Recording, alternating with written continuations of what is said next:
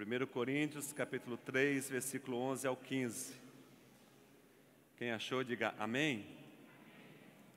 Diz assim então a palavra do Senhor. Porque ninguém pode pôr outro fundamento além do que já está posto, o qual é Jesus Cristo. E se alguém sobre este fundamento formar um edifício de ouro, prata, pedras preciosas, madeira, feno, palha, a obra de cada um se manifestará. Na verdade, o dia a declarará, porque pelo fogo será descoberta, e o fogo provará qual seja a obra de cada um. Se a obra que alguém edificou nessa parte permanecer, receberá galardão. Se a obra de alguém se queimar, sofrerá detrimento, mas o tal será salvo, todavia, como pelo fogo. Amém. Irmãos e irmãs, nessa noite nós estamos diante de um texto da Escritura Sagrada preciosíssimo para a nossa vida. Esse texto fala a respeito de uma construção. Esse texto fala a respeito de nós e das nossas vidas. Nós estamos em construção. Nós ainda não fomos acabados. Nós estamos em um processo de edificação. Nós estamos sendo feitos dia após dia. As lutas, os problemas, as tristezas, as vitórias, as alegrias, sem dúvida alguma, cooperam para fazer a gente ser quem é e também cooperam para fazer a gente ser quem nós iremos nos tornar. Nós estamos em construção. O texto fala a respeito da vida, da nossa vida, mas não a vida que a gente vive simplesmente como pessoas nesse mundo, mas a respeito da vida cristã. Mas não somente sobre a vida cristã, o confessar Jesus Cristo. Fala sobre a vida cristã modelo, a vida cristã ideal, a vida cristã adequada, a vida cristã parecida com aquilo que Deus sonhou e planejou para nós. A vida cristã talvez seja um dos maiores desafios para nós. Por quê? Porque a vida cristã, ela vai de encontro com um mundo hostil. Hostil não a nós, mas hostil a Cristo, hostil à palavra de Deus, hostil ao Senhor.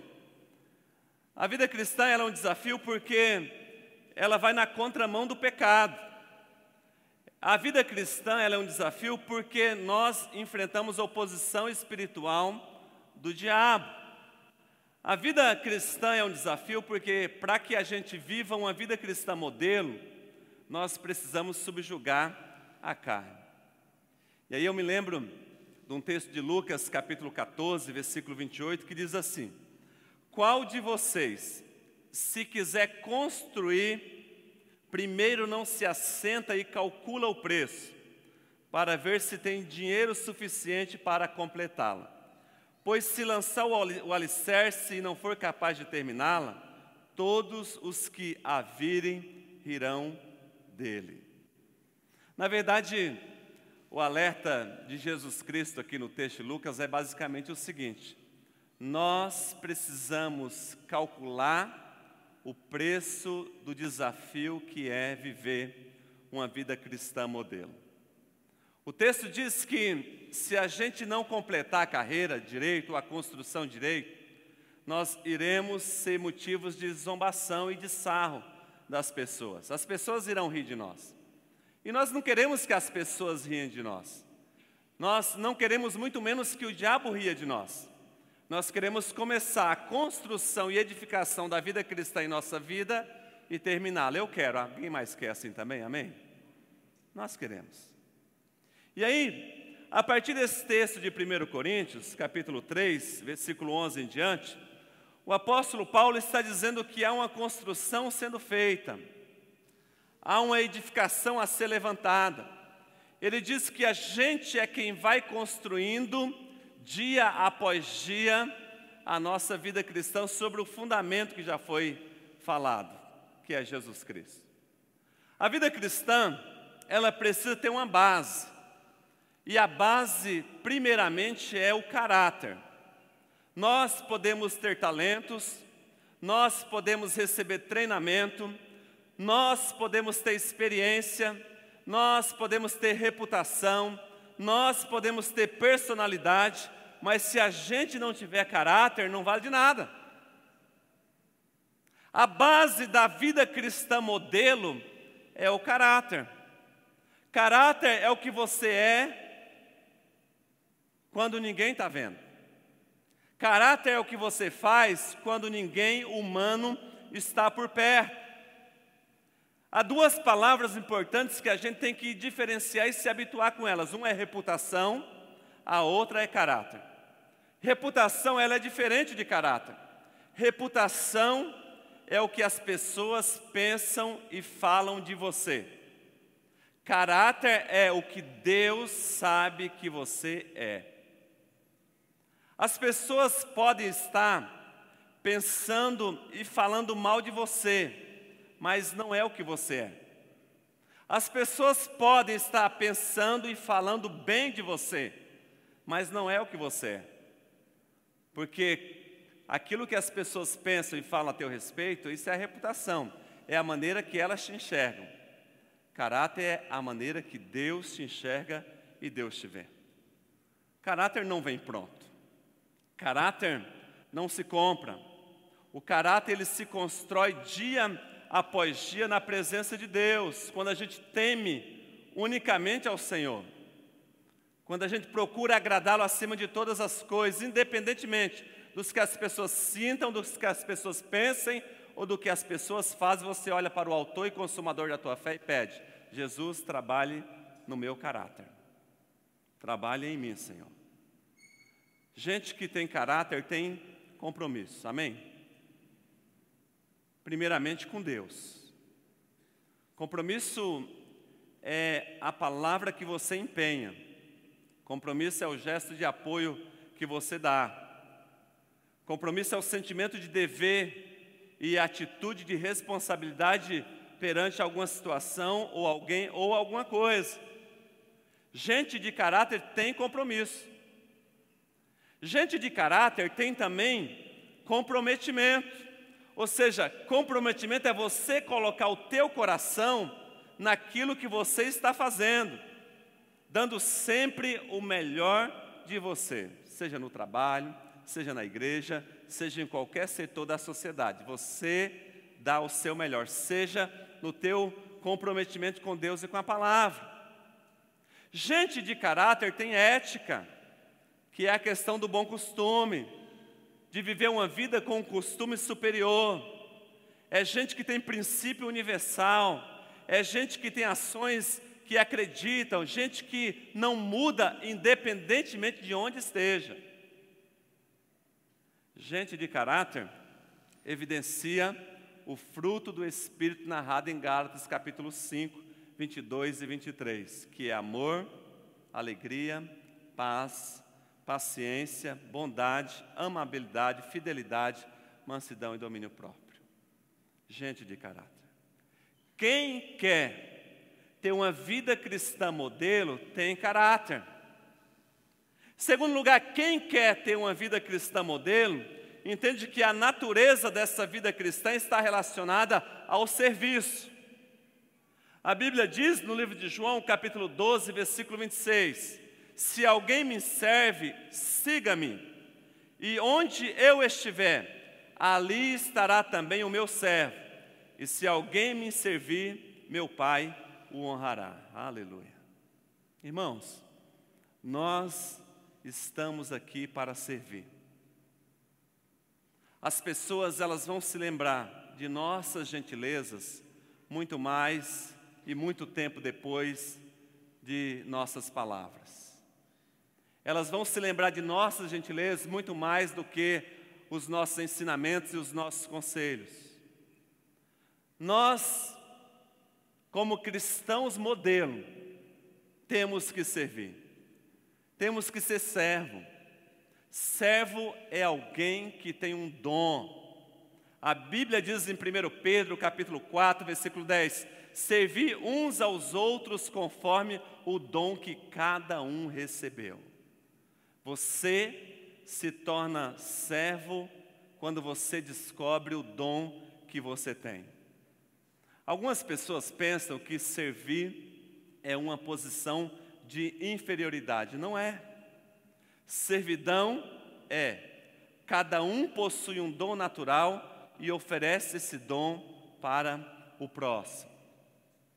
Segundo a Escritura Sagrada, na cadeia de comando, o servo é uma pessoa que procura fazer com que a vontade soberana de Deus sobre a sua vida e a vida do outro se cumpra. Na cadeia de comando cristã, o ser servo não diz respeito a algumas pessoas privilegiadas. Na cadeia de comando cristão, todos nós fomos chamados para servir. Todos, cada criança, cada adolescente, cada jovem, cada adulto, cada idoso, todo cristão que tem uma vida modelo é um cristão que serve.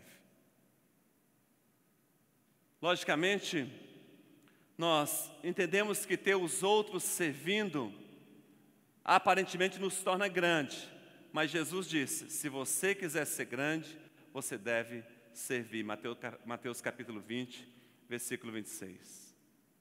Essa ideia de servir, ela é maravilhosa do ponto de vista cristão, porque significa que eu acabo com o senso de inutilidade na minha vida.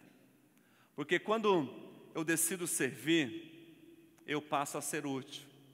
Quantas pessoas se sentem inúteis na casa, se sentem inúteis na igreja, se sentem inúteis na vida, porque não acharam uma causa para servir. Quando elas descobrem uma causa para servir, com a qual se dedicar, elas acabam fazendo com que o senso de inutilidade seja colocado em segundo plano e elas acabam fazendo com que o senso de utilidade permaneça na vida delas. A base da vida cristã modelo é o caráter. A natureza da vida cristã modelo é o serviço. Mas a razão da vida cristã modelo é o amor. Mateus, capítulo 12, versículo 33 diz, e que amá-lo de todo o coração, e de todo o entendimento, e de toda a alma, e de todas as forças, e amar o próximo como a si mesmo, é mais do que todos os holocaustos e sacrifícios. O amor precisa ser a razão da sua vida cristã. Você ama ser cristão? Você ama ser cristão? Você ama pertencer ao reino espiritual de Deus? Você ama as pessoas da igreja, da sua casa, do seu trabalho, da cidade? Você ama a igreja? Você ama Deus, o Senhor? Essa é a marca principal e modelar da sua vida como cristão. Eu acho muito interessante que nós só conseguimos amar a igreja, o outro, a si próprio, se primeiramente o nosso coração estiver transbordando de amor por Deus. Jesus, quando ele tem um encontro com Pedro, no livro de João, capítulo 21, ele não pergunta a Pedro se ele era uma pessoa capacitada. Ele não pergunta se Pedro era sábio. Ele não pergunta se Pedro era educado, se Pedro era eloquente. Ele não pergunta se Pedro era diplomado, se Pedro tinha posses e bens. Ele não quis saber se Pedro era claro, era desenvolto, era ortodoxo ou qualquer coisa. Jesus só faz uma pergunta a Pedro: você me ama? Essa é a razão da vida cristã. A razão da vida cristã é dedicar amor ao Senhor Jesus Cristo de Nazaré, que está vivo e presente em nosso meio nessa noite. Algumas pessoas vieram no culto nessa noite por algumas razões mais pessoais e específicas. Mas a questão toda é, eu vim ao culto nessa noite para dizer, Jesus, eu te amo de todo o coração, de todo entendimento, de toda a alma, de toda a força. Eu te amo, Senhor. Aleluia. Porque essa é a razão da vida cristã. Amar. Por que é que Jesus pergunta a Pedro se você me ama? Porque Jesus sabia que quem o amasse, amaria a igreja. Quem o amasse, amaria as pessoas. Quem o amasse, iria sair destilando amor em todos os lugares que passasse. Amém? Amém? A base da vida cristã modelo é o caráter. A natureza da vida cristã modelo é o amor. Mas a medida da vida cristã modelo é o sacrifício. Lucas capítulo 14, versículo 27 diz, e qualquer que não levar a sua cruz e não vir após mim, não pode ser meu discípulo. Todos nós precisamos trabalhar duro em nossos empregos, mas a vida cristã não é emprego. A vida cristã, ela exige muito mais do que trabalho. A vida cristã, modelo, exige muito mais do que dedicação. A vida cristã modelo exige muito mais do que esforço. A vida cristã modelo exige muito mais do que experiência. A vida cristã modelo exige sacrifício. Tomar a cruz. E sacrifício, segundo o ponto de vista bíblico, é abrir mão da sua própria vontade. Abrir mão da própria vontade. Sacrifício na vida cristã é dizer não àquilo que lhe agrada. Porque nem sempre aquilo que te agrada, agrada a Deus. Sacrifício é afastar dos prazeres da carne. Sacrifício é perdoar o ofensor. Sacrifício, do ponto de vista da vida cristã modelo, é carregar a cruz a cada manhã. E a cruz não é a sogra, a cruz não é o filho, a cruz não é o marido, a cruz não é a esposa, a cruz não é gente, a cruz são as provações e os testes do Senhor sobre a nossa vida, porque Deus está nos medindo diariamente, e na medida do Senhor inclui o sacrifício. Sacrifício. Eu sei que para nós estarmos aqui nessa noite não é sacrifício, é privilégio.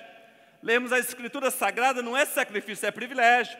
Fazemos orações, não é sacrifício, é privilégio. Acreditar e confiar em Deus não é sacrifício, é privilégio. Mas em todos esses privilégios da vida cristã, Deus permite algumas cruzes que a gente tem que carregar. E não adianta tentar cortá-la, não adianta tentar pôr fogo, não adianta deixar de lado. A sua cruz, irmão, é a sua cruz. É a sua cruz. E a medida da vida cristã é assim, é o sacrifício. É o sacrifício.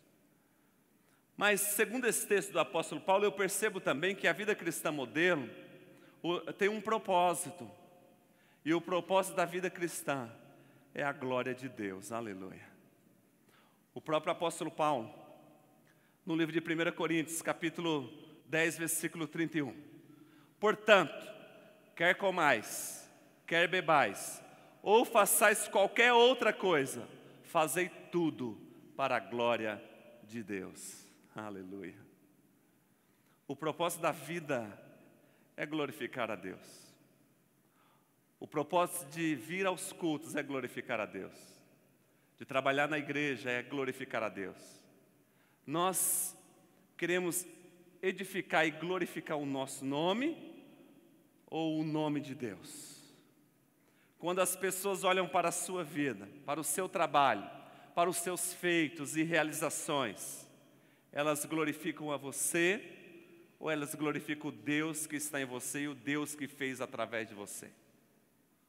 Quer comais, quer bebais. A ideia do apóstolo Paulo aqui é basicamente a seguinte: desde as coisas mais simples até as mais complexas, desde as menores até as maiores, desde as de menos importância até as de mais importância, seja onde for, em qualquer lugar que vocês estiverem, tudo que vocês fizerem tem que ter um propósito, não pode ser feito de qualquer jeito, não pode ser feito aleatoriamente, não pode ser feito para pessoas, tem que ser feito para a glória de Deus, aleluia! Para a glória do Senhor. Esse é o propósito da vida cristã, fazer para a glória do Senhor, em tudo aquilo que você fizer na sua vida. A vida cristã modelo, ela tem ferramentas, e as ferramentas são a palavra de Deus e a oração. Não dá para ser cristão modelo sem palavra, não dá para levar uma vida exemplar sem oração. A Bíblia diz no livro de Atos, capítulo 6, versículo 4, o seguinte: mas nós perseveraremos na oração e no ministério da palavra. Da palavra. A base é o caráter. A natureza é o serviço. A razão é o amor. A medida é o sacrifício. O propósito é a glória de Deus. Mas nós não conseguimos isso sem oração e sem Bíblia. Eu fico profundamente pensativo como é que um cristão consegue sobreviver, não é viver, mas sobreviver espiritualmente sem oração e sem a Bíblia. Como é que a gente consegue passar uma semana inteira sem ler a Bíblia? Como é que a gente consegue viver o dia inteiro sem fazer uma oração? Os apóstolos tinham uma tarefa, tinham uma missão, que era ter uma vida diante do Senhor. E eles disseram o seguinte: nós vamos perseverar na oração e na palavra. Oração para ler a palavra e Deus falar, ler a palavra para entender e orar. Se a gente tivesse que fazer apenas duas coisas na nossa vida cristã, teria que ser orar e ler a Bíblia. Se Deus determinasse que a gente fizesse apenas duas coisas, seria ler a Bíblia e orar. Alguns de nós lê a Bíblia apenas no culto. Outros leem uma vez por semana. Mas a gente percebe que esses dois recursos constroem uma vida cristã modelo. Os apóstolos que andavam com o Senhor eram íntimos de Deus, foram escolhidos a dedos pelo Pai, compreenderam a importância da palavra e a importância da oração. Nós nos importamos com tantas coisas corriqueiras do nosso dia a dia. A gente alimenta o nosso corpo várias vezes no dia, mas a gente não alimenta a nossa alma e o nosso espírito da mesma maneira que a gente alimenta o nosso corpo. Quantas Bíblias a gente acha esquecida na igreja e fica dias aí? Ah, pastor, é que eu tenho várias, então tá bom. Mas quando a gente esquece o celular na igreja, a gente tem que ligar para a Nilceia tarde da noite para ela vir aqui abrir a igreja para a gente pegar o celular. A Bíblia não tem problema, mas o celular... Quando a gente marcar reunião de oração. Toda quarta-feira nós temos reunião de oração na igreja. E a gente faz aquelas campanhas de oração. Mas parece que alguns de nós ainda não percebeu a importância e a seriedade disso. Aí a vida cristã fica medíocre. A vida cristã fica mediana. A vida cristã não fica exemplar para ninguém. Porque se um cristão não ora, se um cristão não lê a Bíblia, ele não serve de exemplo. Ele não serve de modelo. E a minha proposta nessa noite é que a gente descubra como ter uma vida cristã modelo, uma vida cristã exemplar, independentemente da idade, da cor da pele, independentemente de há quanto tempo estou em Cristo, independentemente de há quanto tempo eu comecei a construir a minha vida sobre as bases cristãs espirituais. Será que eu tenho servido de modelo para os outros que estão chegando e para aqueles que estão aqui há mais tempo? Meu irmão, minha irmã, e isso é uma pergunta que somente você pode responder para si mesmo. O apóstolo Paulo diz em 1 Coríntios capítulo 11, examine-se, pois, cada um a si mesmo. Palavra e oração, essas são as ferramentas para uma vida cristã, modelo, exemplar, extraordinária. É o exemplo dos apóstolos que a gente temos que seguir. Não é a frequência cultica ou quantos cultos eu participo por semana. Não é a participação nos programas da igreja que me mede. Não é a minha participação nos eventos. Não é o quanto eu participo dos ministérios. O que me mede diante de Deus é quanto tempo eu passo com a Bíblia, lendo, e quanto tempo eu passo com Deus em oração. Em oração. Ah, eu amo o Senhor. Quanto tempo você passa na companhia do Senhor que você ama? Em oração. Porque quem ama quer estar perto, quer conversar. 7º lugar. O privilégio da vida cristã modelo é o crescimento. No versículo 10 do texto que eu li diz: segundo a graça de Deus que me foi dada, pus eu, como sábio arquiteto, o fundamento, e outro edifica sobre ele. Mas veja cada um como edifica sobre ele. Nenhum de nós aqui já tem tudo o que precisa para servir o Senhor. Nenhum de nós aqui já chegou onde poderá chegar em Deus. E é isso que torna o servir a Deus algo maravilhoso, porque quando a gente serve a Deus, Deus nos dá a oportunidade de crescer continuamente nele. Paulo diz que o fundamento está posto, agora você vai construindo, ou seja, faça um edifício em cima disso. Construa. É por isso que você tem que prosseguir firme em sua caminhada, para crescer dia após dia. Tem gente que está recém-chegado na igreja, nasceu de novo agora, está começando a crescer. Tem gente aqui que está há anos crescendo, tem gente que está aqui há décadas crescendo no Senhor. É um privilégio maravilhoso a gente crescer em Deus. Porque a vida cristã, modelo, é uma vida de crescimento, não é uma vida de estagnação e nem de retrocesso. O próprio Senhor diz: aquele que lança a mão no arado e olha para trás não é apto. Ou seja, o alvo e propósito do Senhor é crescimento.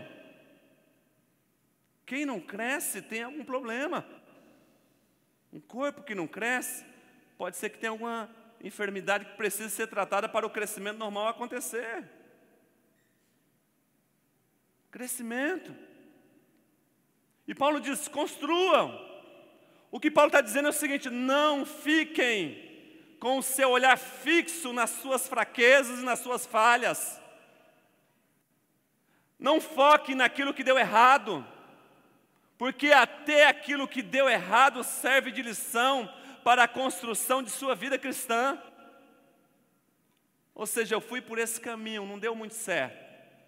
Então é melhor eu não ir mais por esse caminho. E aí você aprendeu uma lição e você cresce com aquela lição que você aprendeu. Você não deve olhar para os seus embaraços na vida. Você tem que olhar para o autor e consumador da tua fé. Você tem que olhar para Jesus e para a suficiência do Todo-Poderoso. Ele diz que Ele está no alto e sublime trono. Ou seja, para que a gente cresça, a gente tem que olhar para o alto. E o Senhor vai nos puxando cada vez mais e construindo a nossa vida cristã modelo. Aleluia. Aleluia. 7º lugar. A vida cristã modelo tem um poder. E o poder não é uma força. O poder da vida cristã modelo não é uma coisa. O poder da vida cristã modelo não é uma energia. O poder da vida cristã modelo é uma pessoa. O poder da vida cristã modelo é o Espírito Santo, aleluia. Não dá para ser exemplar sem ter o Espírito Santo. Não dá para ser modelo sem ter o Espírito Santo. A Bíblia diz em Zacarias capítulo 4, versículo 6. Esta é a palavra do Senhor a Zorobabel, dizendo, não por força, nem por violência, mas sim pelo meu Espírito, diz o Senhor dos exércitos, aleluia. Não conseguimos viver uma vida cristã modelo sem a força do Espírito Santo em nós. Não podemos ser avivados e poderosos em Deus, através de seminários, de reuniões, ou por qualquer outro meio, se o Espírito Santo de Deus não der a você poder e avivamento. O poder e o avivamento não virá de outra forma, apenas através do Espírito Santo, aleluia. Somente através do Espírito Santo de Deus. O poder não vem de homens, o poder não vem de instituições, o poder não vem de vontade, o poder não vem de querer, o poder não vem por delegação.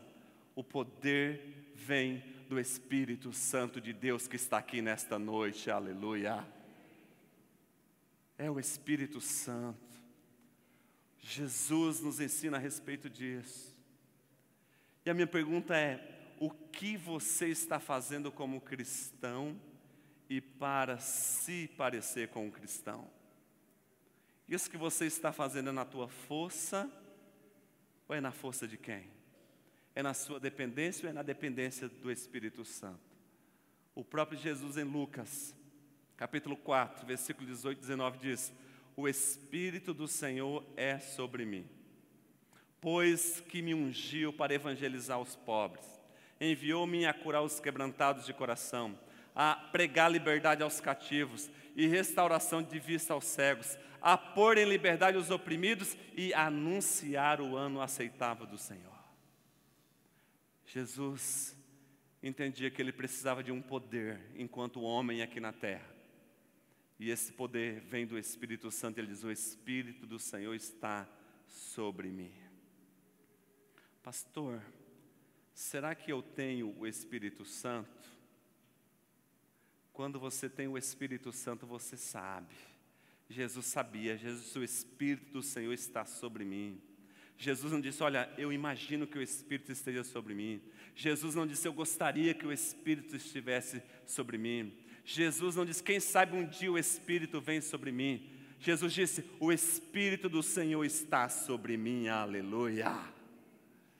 Que essa seja a sua convicção, que essa seja a sua certeza, que essa seja a maneira que você se mova na sua vida, na certeza de que quer esteja na igreja, quer esteja em casa, quer esteja na rua, quer esteja no trabalho, quer esteja em qualquer lugar, a sua convicção seja, o Espírito Santo está sobre mim, aleluia, pelo que Ele me ungiu, rebachuri canta lá, baixai, o Espírito está sobre mim.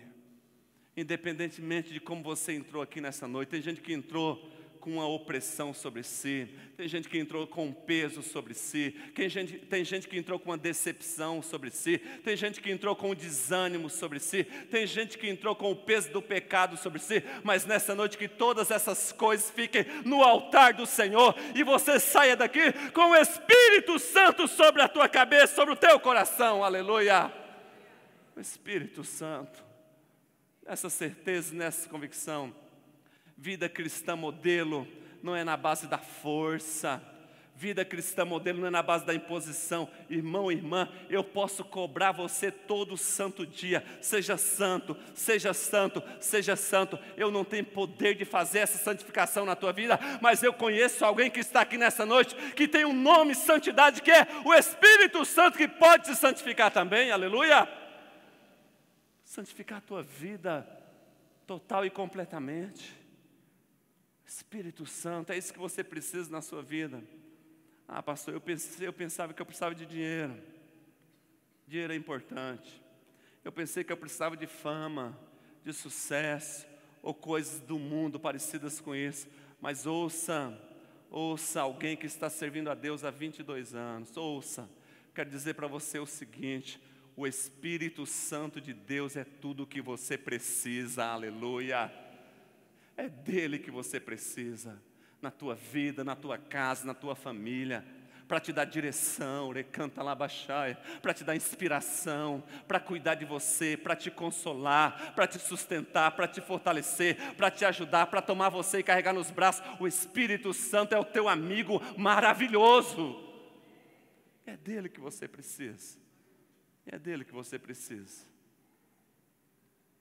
Paulo diz que nós estamos construindo, mas não dá para construir sem o Espírito Santo. E ele diz: segundo a graça de Deus que me foi dada, pus eu como sábio arquiteto o fundamento, e outro edifica sobre ele, mas veja cada um como edifica sobre ele, porque ninguém pode pôr outro fundamento, além do que já está posto, o qual é Jesus Cristo. Oitavo lugar, o modelo da vida cristã, me perdoem a redundância, mas o modelo da vida cristã, é Jesus Cristo, aleluia. Pastor, como é que eu faço para ser um cristão modelo?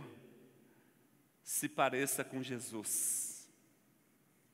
Versículo 11, Paulo diz isso: ninguém pode pôr outro fundamento, além do fundamento que já está posto, o qual é Jesus Cristo. Nós, na nossa vida, precisamos de modelos, porque quando a gente tem modelos, essa é a melhor forma de aprender, é a melhor forma de seguir o exemplo. Aí Paulo diz também em Efésios capítulo 4, versículo 13: até que assim todos cheguemos à unidade na fé, ao pleno conhecimento do Filho de Deus, atingindo a maturidade completa, conforme o modelo da pessoa de Cristo. Jesus é o modelo para as nossas vidas. Não são os artistas, não são aqueles famosos da internet ou da TV, não são aqueles que a gente aprecia ou admira. Jesus é um modelo, porque se você fizer de Jesus o seu modelo, o seu caminho e a sua caminhada cristã terá êxito. Jesus é o seu exemplo.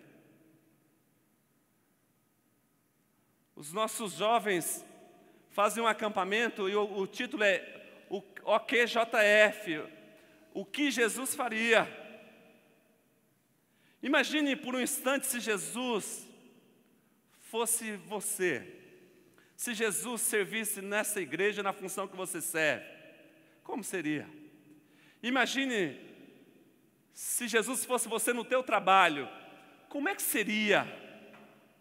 Imagine Jesus sendo você na sua casa, como é que seria isso? Não você, mas Jesus sendo você na sua casa. seus comportamentos, suas atitudes, suas falas, suas conversas, sua vida. Imagine Jesus sendo você nas suas conversas, aquilo que você fala. Imagine Jesus sendo você na oração, na fé. Imagine Jesus sendo você no caráter, no serviço, no amor, no sacrifício. Jesus é o nosso modelo. Você pode se espelhar nele. O apóstolo Paulo diz que ninguém pode pôr outro fundamento, a não ser Jesus, que já está posto.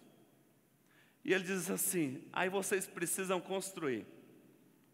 E se alguém sobre este fundamento formar um edifício de ouro, prata, pedras preciosas, madeiro, feno, palha, a obra que cada um fizer se manifestará.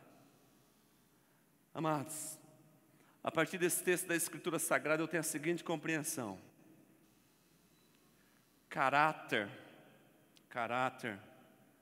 vale ouro, caráter vale prata, caráter vale pedras preciosas. A partir desse texto de Paulo eu aprendo que serviço vale ouro, serviço vale prata, serviço vale pedras preciosas. A partir desse texto da Escritura Sagrada, eu aprendo que amor vale ouro, amor vale prata, amor vale pedras preciosas. Eu aprendo a partir desse texto da Escritura Sagrada que sacrifício vale ouro, sacrifício vale prata, sacrifício vale pedras preciosas. A partir desse texto da Escritura Sagrada eu aprendo que glorificar a Deus vale ouro, fazer para a glória de Deus vale prata, fazer para a glória de Deus vale pedras preciosas. Eu aprendo a partir desse texto da Escritura Sagrada que ter o Espírito Santo na vida vale ouro, vale pedras preciosas, vale prata. Eu aprendo a partir desse texto da Escritura Sagrada que ter Jesus como modelo vale ouro, vale prata, vale pedras preciosas. Mas o texto continua dizendo que tem coisas que valem feno, que vale palha, que vale madeira, ou seja, quando o fogo passa, queima tudo e destrói. É por isso que ele fala a respeito: veja muito bem como é que você vai construir, qual é o material que você vai escolher, sobre o fundamento que já está posto, porque um dia o fogo de Deus vai passar para testar. E a gente corre um risco muito grande de passar a vida inteira na igreja, décadas na igreja,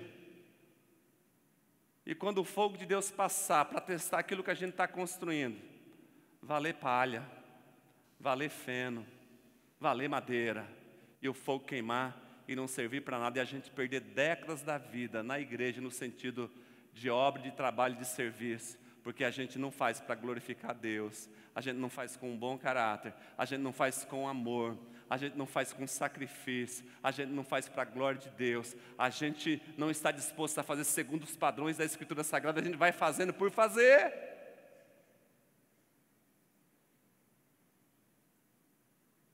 Nós temos que ser e temos que fazer, mas fazer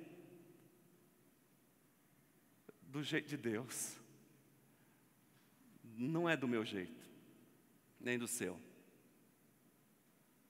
É do jeito de Deus. Eu esperava um amém, pelo menos. É do jeito de Deus. Porque quando é do jeito de Deus, aí a vida cristã fica modelo. Aí a vida cristã fica ideal. Aí a vida cristã fica exemplar. Aí a vida cristã acontece nos parâmetros da Escritura Sagrada. Aí vale ouro, vale prata, vale pedras preciosas. Aí vale a pena consultar a Escritura, aí vale a pena orar, aí vale a pena